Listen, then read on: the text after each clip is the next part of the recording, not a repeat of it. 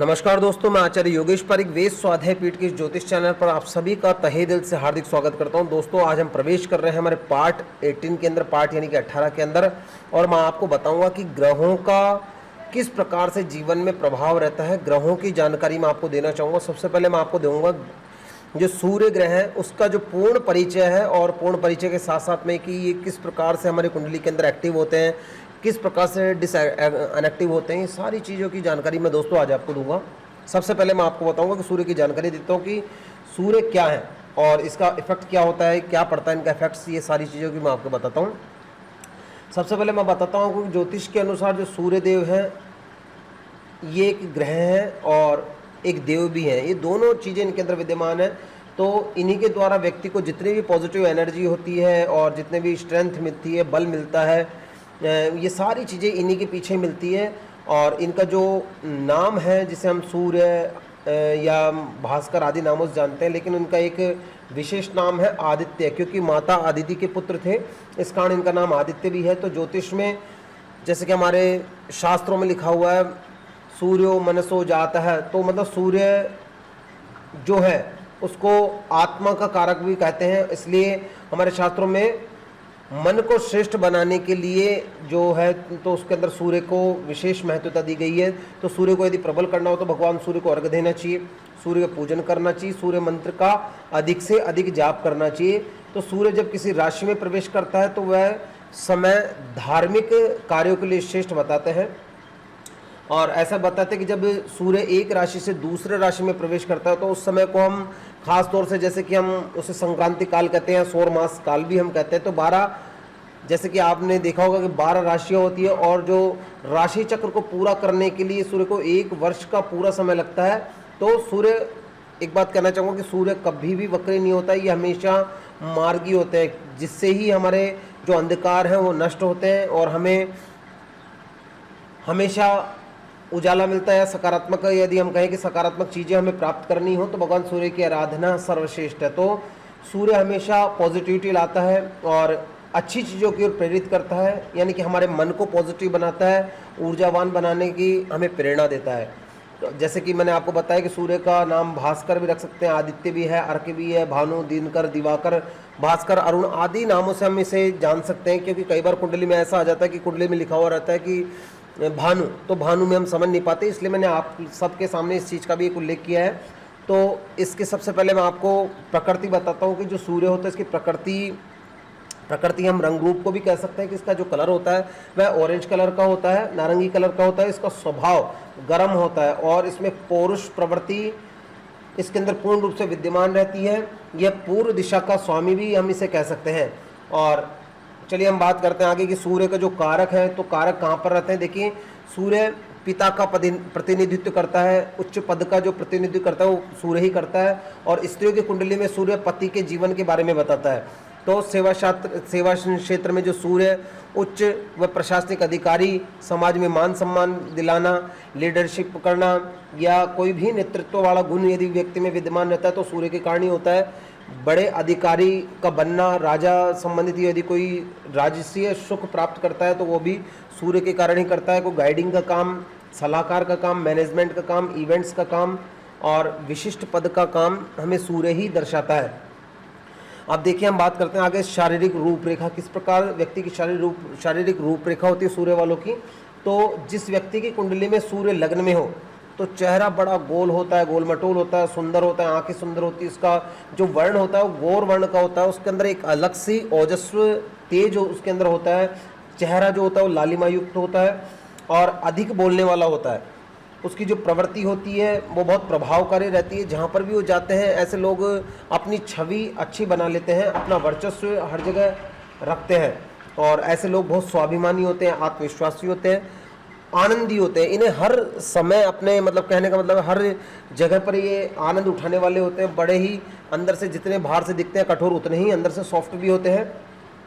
दयालु कह सकते हैं, वफादार भी कह सकते हैं, व्यवहार कुशल बहुत अच्छा ये निभाना जानते हैं। एक सफल व्यक्ति के रूप में यदि कहा जाए तो कोई कमी नहीं है। देश विदेश में घूमने वाले, घूमने की प्रवृत्ति ऐसी होना या प्रकृति से जुड़ा हुआ रहना, ऐसा इनका स्वभाव रहता है दोस्तों। उसके बाद हम बात करते हैं कि जब हमने आपको बताया सूर्य ग्रह की जानकारी दी, सूर्य कारक ग्रह बताया और सूर्य की रूपरेखा बताई, आज मैं आपको सारी चीज़ें विस्तृत रूप में बताना चाहूँगा। लेकिन देखिए अब हम लग्न की जानकारी देते हैं। तो लग्न के लिए मैं बताना चाहूँगा, देखिए लग्न जैसे मैंने ये ग्राफ बना रखा है, तो यहाँ पर इसका मतलब यही कि लग्न हम इसी को जाने, चाहे इसके अंदर कोई सी भी राशि विद्यमान हो, कोई सा भी नंबर हो। यानी कि मैं आपको स्पष्ट बताना चाहूँ, यदि यहाँ पर 2 नंबर है यानी कि वृष लग्न कहलाएगा, 3 नंबर है तो यहाँ पर मिथुन लग्न कहलाएगा। यानी कि जो भी नंबर होगा उसके अनुसार हम इसके लग्न को हम जान सकते हैं। तो ये एक मैंने ग्राफ बनाया है सिर्फ आपको बेसिक चीज़ें सिखाने के लिए कि देखिए इसे लग्न कहते हैं। और इसके जो केंद्र होते हैं, 4 केंद्र होते हैं, प्रथम, चतुर्थ, सप्तम और दशम। ये 4 जो स्थान होते हैं, ये पहला, चौथा, 7वां और 10वां, ये 4 स्थान केंद्र होते हैं। अब देखिए अशुभ स्थान कौन सा होता है, 6ठा, 8वां और 12वां, ये 3 स्थान जो होते हैं अशुभ स्थान होते हैं।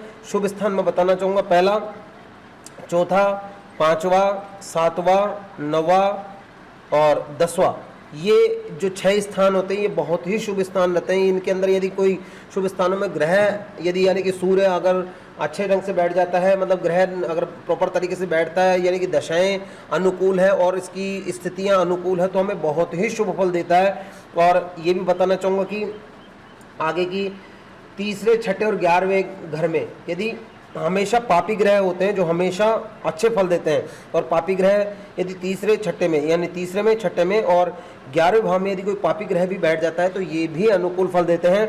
अब देखिए सूर्य का मैं एक और बात बताना चाहूँगा कि तीसरे, छठे, 10वें और 11वें स्थान के अंदर यदि सूर्य यदि निर्बल भी हो, ये देखिए 4 स्थान है, तीसरा, छठा, 10वां और 11वां, इन चारों स्थानों के अंदर यदि सूर्य निर्बल भी है तो कम से कम वो 50% जो फल देगा वो पॉजिटिव ही देगा। चलिए आगे हम बात करते हैं सूर्य के बारे में हम बात करते हैं। तो सूर्य का जो लग्न होता है वह सिंह लग्न होता है, और जो सूर्य के नक्षत्र, जो विशेष नक्षत्र होते हैं जो इन्हें माने गए हैं, तो कृतिका, उत्तरा फाल्गुनी और उत्तराषाढ़ी, ये तीनों नक्षत्र सूर्य के नक्षत्र होते हैं। सूर्य के मित्र राशि के लिए भी हम आपको बताना चाहूँगा कि जैसे कि मित्र के लिए सबसे पहले मैं आपको एक चीज़ की जानकारी देना चाहूँगा।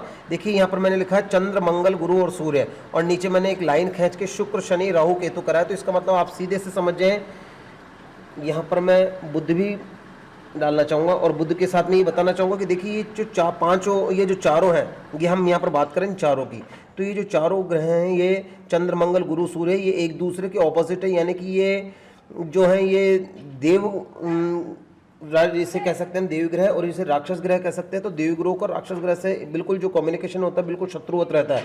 यानी कि चंद्र, मंगल, गुरु और सूर्य ये चारों एक दूसरे के शत्रु, यानी शुक्र, शनि, राहु और केतु के, और राहु, शुक्र, शनि, राहु, केतु ये चंद्र, मंगल के शत्रु है। तो इस प्रकार से एक दूसरे की ये ऑपोजिट होने से एक दूसरे के शत्रु बने रहेंगे। मैं बुध ग्रह की भी जानकारी आपको बाद में दूंगा, उससे पहले मैं बताना चाहूँगा कि देखिए सूर्य का जो नक्षत्र है वो है कृतिका, उत्तरा फाल्गुनी और उत्तराषाढ़ी, ये 3 जो नक्षत्र हैं ये सूर्य के नक्षत्र हैं। चलिए हम बताते हैं आपको कि आगे की सूर्य की जो मित्र राशियां वो कौन सी है कि वृश्चिक, धनु, कर्क और मीन, ये 4 जो राशियां हैं, ये चारों राशियां जो है मित्र राशियां हैं। सूर्य की जो शत्रु राशि है वो है वृष, तुला, मकर और कुंभ, ये 4 राशियां जो है वो इसकी शत्रु राशि है। अब आगे हम बात करें योग कारक ग्रह, यदि मेष, वृश्चिक और धनु यदि इन तीनों का लग्न हो तो यहाँ पर जो सूर्य है ये योग कारक हो जाते हैं।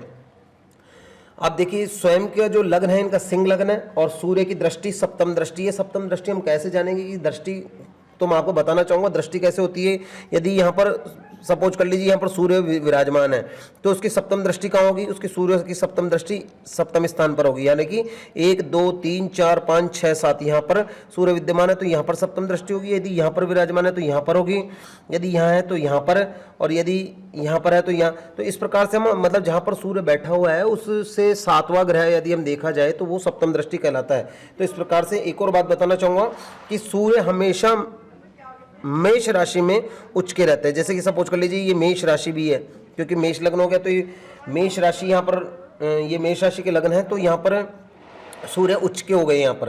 तो उससे जहाँ पर सप्तम स्थान देखते हैं ये, वहाँ पर ये सूर्य नीच के स्थान, मतलब कि नीच इनकी नीच राशि होगी। यानी कि तुला जो राशि है वो इनकी नीच राशि है। तो यहाँ पर सूर्य यदि सप्तम घर में जहाँ पर देखते हैं और जहाँ से सूर्य बैठे हुए हैं वहाँ से सप्तम जो मतलब मेष राशि के अंदर ये जो है सूर्य उच्च के रहेंगे और तुला राशि के अंदर सूर्य नीच के रहेंगे। देखिए दोस्तों, मैं बताना चाहूंगा आपको सूर्य ग्रह के बारे में कि सूर्य ग्रह का जो व्यवहार होता है वो व्यवहार किस प्रकार का होता है। कि सूर्य ग्रह का जो व्यवहार होता है तो सूर्य और गुरु इन दोनों का यदि व्यवहार देखा जाए तो सात्विक इनका व्यवहार होता है। सूर्य और चंद्र ये दोनों इनका जो व्यवहार होता है राजसी इनका व्यवहार होता है, और सूर्य और मंगल का ये तामसी इनका व्यवहार होता है। नक्षत्र के बारे में यदि विचार करें तो देखिए, मृगशिरा नक्षत्र, चित्रा, धनिष्ठा, अश्विनी, मघा, मूल, पुख्य और अनुराधा, आश्विन, स्वाति और शतभिषा, इन नक्षत्रों में यदि सूर्य रहता है तो वह नेष्ट रहता है, यानी कि जो लाभ देना चाहिए वो लाभ प्रॉपर रूप से दे नहीं पाता। और यदि रोहिणी में, हस्त में, श्रवण में, पुनर्वसु में और विशाखा में यदि रहते हैं तो ये यदि इनका सूर्य होता है तो बहुत ही श्रेष्ठ फल देता है। और कृतिका में, उत्तरा फाल्गुनी में, उत्तराषाढ़ में, अश्लेष में और ज्येष्ठा के अंदर, इनके अंदर ये जो फल देते हैं ये बहुत ही मैं कहना चाहूँगा कि इनके अंदर मिश्रित फल देते हैं। जैसे कि यदि कोई ग्रह यदि इनके साथ में जो बैठा हुआ है उसके अनुसार ये फल देते हैं। कुंडली के अंदर में ये, अब हम आगे बात करते हैं रोगों की। कुंडली में यदि सूर्य शनि से पीड़ित है, यदि कुंडली में सूर्य जो है जो शनि से यदि पीड़ित है तो ये अगर पीड़ित है तो हृदय और आंखों से संबंधित रोग विकार उत्पन्न कर देंगे, रोगों से पीड़ित करते हैं, ब्लड प्रेशर करा देंगे, अत्यधिक परेशान करेंगे। यदि गुरु से पीड़ित है तो मोटापा होना, ब्लड प्रेशर होना, या फिर मैं कहूँ कि हाई ब्लड प्रेशर होना, मुहासे होना, या बुखार होना, टाइफाइड होना, मिर्गी होना, और पित्त से संबंधित भी बीमारियां ये कर देते हैं। और यदि ये छठे या आठवें भाव में शत्रु के साथ में विराजमान है, क्योंकि छठा और आठवां भाव जो घर होता है बिल्कुल नेगेटिव घर होता है, तो यदि छठे और आठवें भाव के अंदर ये शत्रु के साथ में विराजमान है तो व्यक्ति को अपंग भी बना देते हैं, उसे अंगहीन भी कर सकते हैं, ऐसी स्थितियां करते हैं। और पापों से यदि ग्रस्त है, यदि सूर्य छठे भाव में रहें तो महाज्वर का होना, टाइफाइड होना, या बहुत ज़्यादा लेकर रोगों से बहुत ज़्यादा पीड़ित करते हैं। तो इस प्रकार से इनका रोग वाली जो स्थिति रहती है वो इस प्रकार से रहती है। दोस्तों, मैं आपको बताना चाहूँगा कि 12 राशियों में जो सूर्य का फल है वो किस प्रकार से रहता है। तो देखिए, ये जो हमने 12 जो राशियां बना रखी है इसके अंदर हम बताएंगे आपको कि जो 12 राशियों के अंदर सूर्य की जो क्रियाएं रहेगी वो किस प्रकार से रहेगी। देखिए, सबसे पहले आपको ये जानकारी होगी कि 12 राशियां होती है, मेष, वृष, मिथुन, कर्क, सिंह, कन्या, तुला, वृश्चिक, धनु, मकर, कुंभ और मीन। यदि मेष राशि में जो सूर्य भगवान है, ये सूर्य ग्रह यदि बैठ जाते हैं तो यदि किसी कुंडली में रवि मेष का है, यहाँ पर यदि मेष में सूर्य बैठे हुए हैं तो उस व्यक्ति का आत्मबल बहुत मजबूत होता है, कॉन्फिडेंस पावर उसके अंदर बहुत अच्छा रहेगा। प्रत्येक कार्य के अंदर वो चातुर्य दिखाने वाले होते हैं, यानी कि अपनी जो एक्टिविटीज़ है उसके अंदर हमेशा पॉजिटिव रहते हैं, और ऐसे व्यक्ति अपना यश अर्जित करते हैं और बहुत ही उदार और प्रतापी, और साथ में कहूँ कि वो साहसी भी बहुत होते हैं। यदि सूर्य द्वितीय स्थान में बैठा हुआ है, और द्वितीय स्थान में क्या वृष राशि के अंदर यदि बैठे हुए हैं तो व्यक्ति स्त्रियों को आकर्षण करने वाला होता है और पापों से डरने वाला होता है, शांत चित्त वाला होता है। मन उसका कुछ हो सकता है कि कंफ्यूजन की स्थिति उनकी हमेशा बनी रहे। यदि सूर्य मिथुन राशि के अंदर बैठे हुए हैं तो मिथुन राशि में बैठे होने से व्यक्ति विचारवान होता है, बहुत विवेकी होता है, उसे मतलब गूढ़ तक जाने की वह क्षमता रखता है और हर चीज़ को जानने की इच्छा रखता है, खोज करने वाला होता है, मधुरभाषी होता है, पुरानी वस्तुओं के बहुत प्रिय होता है। यानी कि अगर देखा जाए तो वो नेचर से जुड़ा हुआ भी हो सकता है, इतिहास से जुड़ा हुआ हो सकता है, ज्योतिष शास्त्र या हम कहें कि ज्योतिष से भी जुड़ा हुआ वो व्यक्ति हो सकता है। यदि हम बात करें कि सूर्य यदि कर्क राशि के अंदर रहते हैं तो उसको ऐसे लोगों का कैसा रहेगा व्यक्तित्व, तो ऐसे लोगों का व्यक्तित्व सदैव कर्तव्य को मान्यता देने वाला चंचल व्यक्ति होते हैं, ऐसे विश्वास रखने वाला होता है, लोगों में विश्वास रखता है और अपने विश्वास को भी वो लोगों तक पहुंचाते हैं, और ऐसे व्यक्ति प्रसिद्ध होते हैं बहुत ही, और कीर्ति उनकी बहुत ज़्यादा होती है। और ख़ास तौर से ये इनके अंदर भावना रहती है कि ये लोग बहुत परोपकारी होते हैं। यदि सिंह राशि के अंदर मैं आपको बताना चाहूँगी कि सिंह राशि वालों के लिए कैसा, यदि सूर्य जो सिंह राशि के अंदर अगर विराजमान है तो सिंह राशि वालों के लिए ऐसे व्यक्ति बहुत एग्रेसिव होते हैं, बहुत क्रोधी हो जाते हैं, यानी कि पशुत्व व्यवहार इनका हो सकता है। और लेकिन पशुत्व व्यवहार के कारण ये इनकी जो प्रवृत्ति है वो पशुत्व की समान बन जाती है, बहुत कठोर हो जाते हैं वो, और यानी कि मैं आपको बताऊं कि वो हिंसक प्रवृत्तियां इनके अंदर ज़्यादा रहती है। लेकिन साथ ही के अंदर ये धैर्यशाली भी होते हैं और पुरुषार्थी भी होते हैं, मतलब कि कभी एक जगह बैठने वाले नहीं होते हैं। यदि सूर्य कन्या राशि के अंदर हम बात करते हैं तो ऐसे व्यक्ति प्रदेश गमन करने वाले होते हैं, इनको विदेश जाना या घूमना पसंद काफ़ी रहता है। ऐसे लोग हमेशा शत्रुओं से घिरे हुए रहते हैं बहुत, लेकिन ऐसे लोग हमेशा विजय प्राप्त करते हैं, चाहे इनके कितने भी शत्रु हो उनका कुछ नहीं बिगाड़ सकते। ऐसे व्यक्ति कोई भी नया कार्य करने में हिचकिचाहट नहीं होती इन्हें। यदि सूर्य तुला राशि के अंदर विराजमान है तो ऐसे व्यक्ति को घूमने फिरने का बहुत शौक होता है। साथ ही के अंदर ऐसे लोगों को मैं बताऊं कि लोगों के लिए थोड़ा सा कोऑपरेटिव रहते हैं और सोशल वर्किंग ऐसे लोग बहुत ज़्यादा करते हैं। ऐसे व्यक्ति कोई भी काम करते हैं तो ज़्यादा हिचकिचाहट नहीं होती उन्हें, लेकिन ये स्त्रियों के अंदर जो है तो यानी व्यसित रहते हैं और व्यसित रहने के कारण ये उनके अंदर अधिक खर्च करने की भी इनकी प्रवृत्ति ऐसी हो सकती है। आइए हम बात करते हैं, सूर्य यदि वृश्चिक राशि के अंदर विराजमान है तो वृश्चिक राशि तो व्यक्ति समाज द्वारा मान्यता प्राप्त करता है और समाज से उसको हो सकता है कि कुछ फल मिले, यानी कुछ पॉजिटिव समाचार मिले या उसका मान सम्मान बढ़े। और समाज के लिए ऐसे लोग क्या करते हैं, ज़्यादा से ज़्यादा धन देकर लोगों के लिए बहुत अच्छा एक्टिविटीज़ रखते हैं और बहुत चीज़ लाभ देने वाले होते हैं। वृश्चिक राशि वालों के लिए मैं बताऊंगा कि जैसे चिकित्सा से, ऐसे लोग चिकित्सा से भी जुड़े हुए रहते हैं और इनके अंदर बहुत ही साहस रहता है जिनके वृश्चिक राशि के अंदर यदि सूर्य विराजमान रहता है। तो अब हम बात करते हैं वृश्चिक के साथ में धनु राशि की। तो यदि सूर्य धनु राशि में रहता है तो ऐसे जातक जो होते हैं वो योग का मार्ग और शिक्षा लेते हैं और साथ में ऐसे लोग शिक्षा देते भी है। मतलब अगर हम कहना चाहें कि ऐसे लोगों को मेडिटेशन पावर होता है, बहुत ही अच्छा रहता है। वो लोग व्यवहार कुशल रहते हैं, बहुत दयालु होते हैं, स्थिर चित्त वाले होते हैं। यदि सूर्य मकर लग्न में, मकर के राशि के अंदर बैठा हुआ है तो, या मकर लग्न में बैठा हुआ है तो जातक झगड़ालू स्वभाव बहुत होता है, छोटी छोटी बातों पर क्रोध होना या बहुत लोभी रहना, गलत कार्यों की ओर तत्पर रहना। ऐसे लोग यानी कि दुराचारी भी हो सकते हैं, ऐसा हम कह सकते हैं। यदि सूर्य मकर राशि कुंभ राशि के अंदर अगर विराजमान है तो व्यक्ति कार्यकुशल होता है। ऐसे व्यक्ति घोर स्वार्थी, मित्रों को धोखा देने वाले और बहुत ही सेल्फिश होते हैं। यदि सूर्य मीन राशि के अंदर बैठा है तो मीन राशि में बैठने से जातक ज्ञानी होता है, विवेकी होता है, स्थिर चित्त वाला होता है, बुद्धिमान भी हम उसे कह सकते हैं और अपने भाग्य का निर्माता भी उसे कह सकते हैं। और इस ऐसे लोगों को अपने जो परिवार में, यानी कि जिनका जैसे कि विवाह के, यानी कि पत्नी की तरफ से जो घर होता है यानी उनका ससुराल की तरफ से, तो उस जगह से उन्हें बहुत अच्छा बेनिफिट मिल सकता है, बहुत अच्छा उन्हें लाभ मिल सकता है। दोस्तों अब हम आगे बात करते हैं कि रविवार यानी कि सूर्यवार को हमें क्या करना चाहिए और क्या नहीं करना चाहिए। देखिए, यदि सप्तवारों के अंदर हम जैसे मुख्य जो वार होता है वह सूर्यवार ही होता है, तो इस दिन यदि हम संगीत से संबंधित या म्यूजिक से संबंधित हम कोई कार्य करना चाहें, इसकी शिक्षा लेना या देना चाहें तो यह दिन बहुत ही बेस्ट रहता है।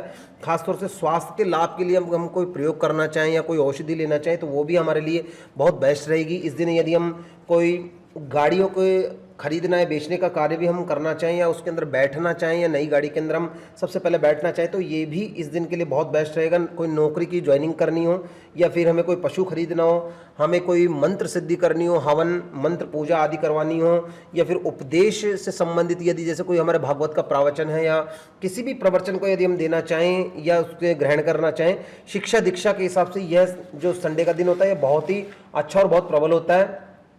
दवा का सेवन करना इस दिन, शस्त्र खरीदना, खासतौर से वस्त्र धातु आदि का खरीदना, क्रय विक्रय इस दिन रविवार को हम कर सकते हैं, जिसके लिए बहुत बढ़िया रहता है। वाद विवाद, न्यायालय से संबंधित कोई राय लेनी है या हमें कोई सलाह मशवरा करना है या कोई नवीन पद हमें ग्रहण करना है तो वह संडे बहुत ही अच्छा और बहुत ही लाभकारी और साथ में शुभ और सफलतादायक माना जाता है। दोस्तों ये हमने बताया कि सूर्य की जो इसके अंदर हमें क्या करना चाहिए, वार को क्या करना चाहिए और क्या नहीं करना चाहिए। अब हम आपको बताते हैं कि जो सूर्य की महादशा है, देखिए सूर्य की जो महादशा होती है इसके बारे में आपको जानकारी दूंगा कि इसकी जब दशा आती है तो किस प्रकार से यानी कि क्या फल देती है और किस किस चीज़ों का हमें ध्यान रखना चाहिए। देखिए सूर्य की जो महादशा होती है ये 6 वर्ष की होती है और 6 वर्ष की महादशा में यदि किसी की जातक की पॉजिटिव अगर सूर्य है तो सूर्य की महादशा में जातक को पद की वृद्धि हो सकती है, उसके विदेश की जाने के भी योग बनते हैं, व्यापार आदि कार्यों में या हम कहें कि सफ़ेद वस्तु के व्यवसाय में उसे अच्छा लाभ मिल सकता है, ऐसे भी योग होते हैं। क्योंकि जब जब सूर्य की दशा आती है तो व्यापारिक कार्यों में आदमी को बहुत आगे बढ़ाती है। इस दशा में जातक धर्म से संबंधित जो भी कार्य होते हैं उसके अंदर वो रुचि ले सकता है, समाज से रिलेटेड कोई कार्य होता है उसके अंदर वह भाग ले सकता है, जिससे उसकी यश प्रतिष्ठा बढ़ सकती है या परिवार के लिए अपने या कन्याओं का विवाह भी करा सकते हैं, जिससे कि उन्हें आगे यश प्रतिष्ठाएं आदि मिल सकती है। परंतु